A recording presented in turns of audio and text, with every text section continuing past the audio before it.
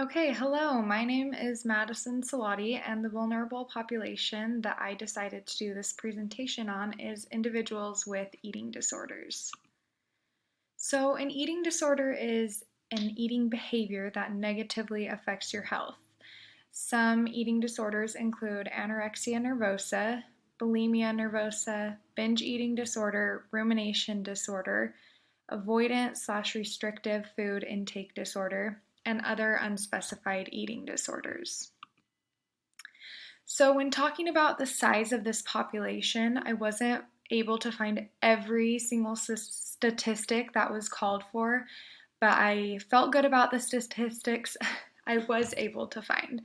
So, eating disorders are one of the deadliest mental health illnesses and affect about 9% of the US population, or 28.8 million Americans worldwide. And to break down that number a little bit further, about 1% of people suffer from anorexia nervosa, 2 to 3% have bulimia nervosa, 2 to 3% have binge eating disorder, and 4% have experienced other specified eating disorders. And in a report published by the Utah Department of Health, it stated that in 2011 and 13, 4% of females and 1.4% of males in grades 9 through 12 had disordered eating behaviors. And these students also had very high rates of depression, suicide attempts, bullying, and physical/sexual violence. So, contributing factors. When talking about the social determinants of health, I kind of felt that all of them played a huge part in individuals with eating disorder. So, first, when talking about the neighborhood and built environment, some of these individuals may not have access to a grocery store, which could cause them to become malnourished and lead to an eating disorder such as anorexia. Social and community context. The media nowadays is huge and it portrays a specific way of how the ideal man/woman should look. And a lot of people with eating disorders get fixated on that and feel that they need to look like that. And also, going along with that, these individuals may not have positive relationships or interactions with their friends and family members, and that can cause eating disorders as well. For economic stability, some of these individuals may not have the money to afford food.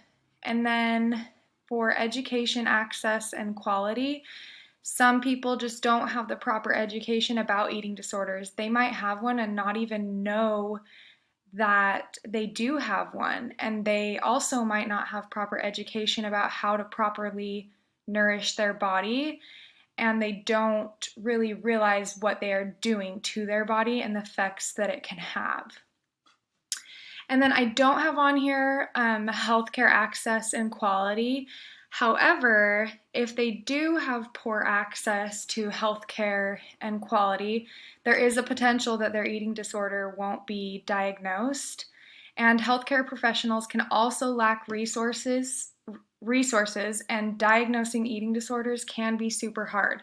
So that can play a factor as well. So, specific concerns. When talking about psychological concerns, a lot of these individuals have low self esteem, they feel inadequate and feel that they have no control over their life, and they also have depression, anxiety, and other mental health disorders. Some interpersonal factors: they may have difficult personal relationships, they may be bullied due to their size and their weight, and they may be experiencing physical and sexual abuse. For social factors, there's a lot of cultural pressures about obtaining that perfect body.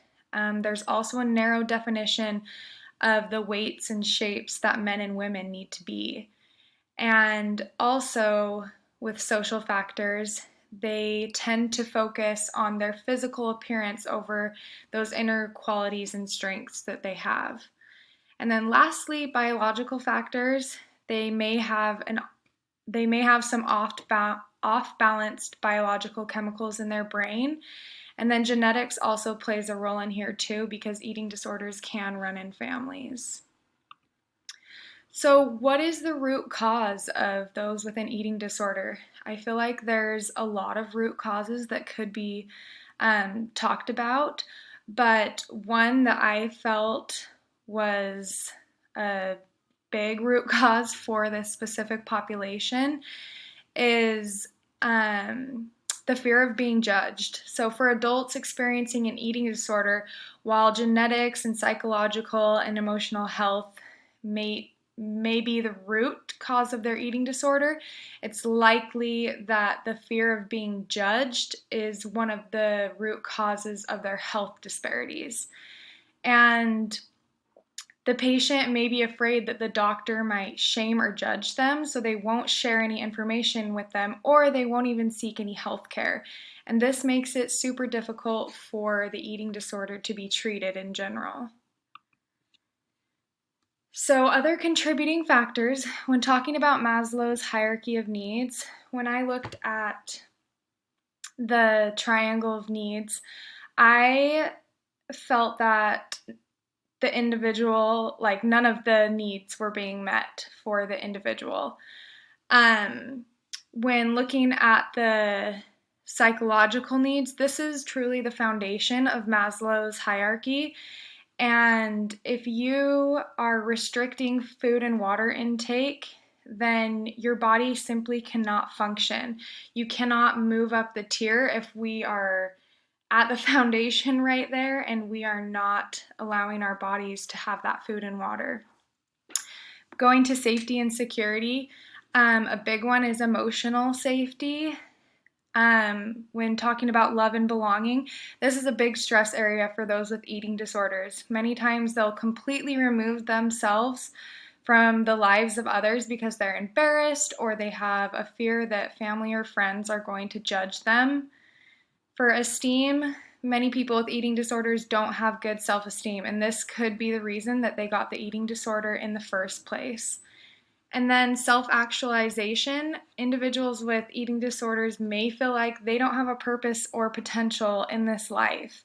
And when this happens, it can often lead to suicide.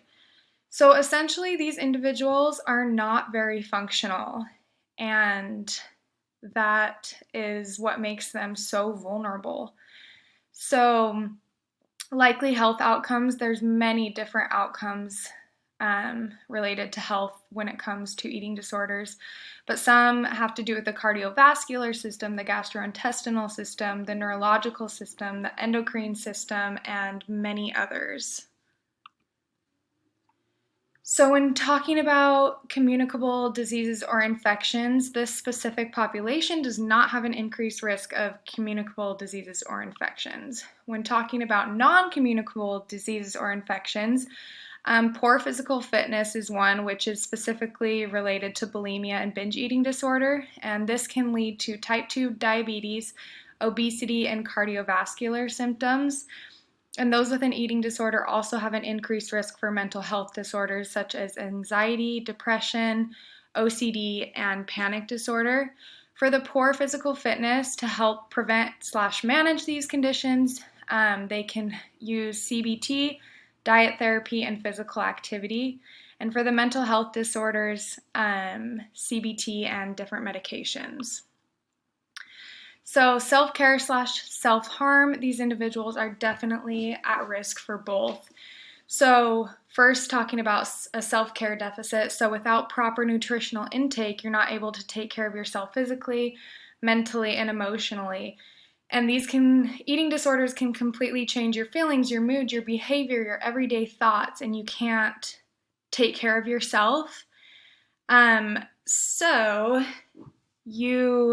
So some things that can be done for that is just being able to get help.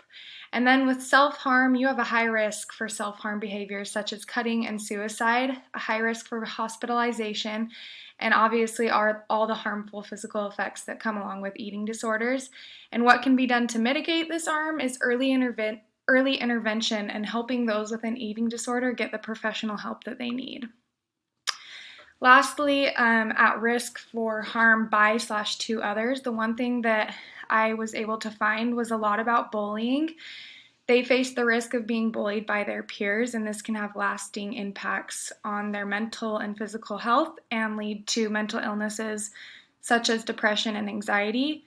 And what can be done to mitigate this harm is getting help, informing someone that the bullying is occurring, informing someone that the bullying is occurring. And these are my references, and that is it. Thank you.